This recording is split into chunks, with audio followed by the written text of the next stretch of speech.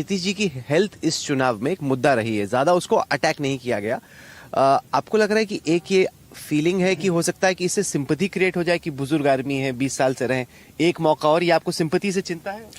देखिए, हमारी सहानुभूति तो है और अच्छा भी नहीं लगता। इस जो उनका उम्र है, हमारा उम्र है, जो डिफरेंस है, इस पे कुछ, और जो स्थिति उनकी हो गई है, इस पे हम कोई कमेंट नहीं करते हैं और ना हमको अच्छा लगता है। इन पर कमेंट क्यों नहीं करते? जैसे बाइडन साहब की जो तबियत थी, सेहत थी, वो अमेरिका में इतना बड़ा इशू बनी, यहाँ पे मैं देख रहा हूँ कि ऑपोजिशन ही बच रहा है। वो बाइडन साहब आप तो दूर की बात कर रहे हैं, प्रधानमंत्री हमारे नवीन पटनायक को कह रहे थे ऐसी अच्छी। I don't believe in this politics.